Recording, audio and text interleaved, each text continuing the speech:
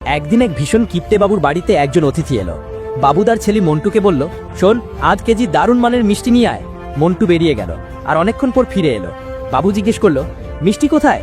মন্টু বলল, আরে বাবা, আমি মিষ্টির দোকানে গিয়ে বললাম সবচেয়ে ভালো মিষ্টি দিন। হালুয়াই বলল, এমন মিষ্টি দেবো একেবারে মাখনের মতন নরম। তখন আমি ভাবলাম, যখন মাখনের মতোই হবে তখন মাখনই নিয়ে আসি না কেন? তাই আমি গেলাম মাখনের দোকানে আর বললাম সবচেয়ে ভালো মাখন দিন।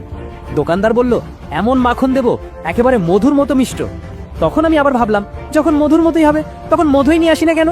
তারপর গেলাম মধুর দোকানে, বললাম সবচেয়ে ভালো মধু চাই। দোকানদার বলল, এমন মধু দেবো একেবারে পানির মতো স্বচ্ছ। তখন আমি ভাবলাম, পানি তো আমাদের বাড়িতেই আছে, তাই আমি খালি হাতে চলে এলাম।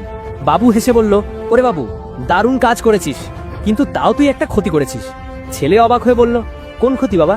বাবু বলল, এত দোকান ঘুরতে ঘুরতে তোর চপ্পল নিশ্চয়ই ঘষে গেছে। তারপর মন্টু যা বলল তা শুনে তুমিও হেসে দিবে। তা জানার আগে কাল তুমি কারো কাছ থেকে টাকা পাবে যদি তুমি 3 সেকেন্ডের মধ্যে লাইক আর সাবস্ক্রাইব করো। 3, 2, 1 মন্টু হেসে বলল, চপ্পল তো আমি অতিথিরটাই পরে গিয়েছিলাম।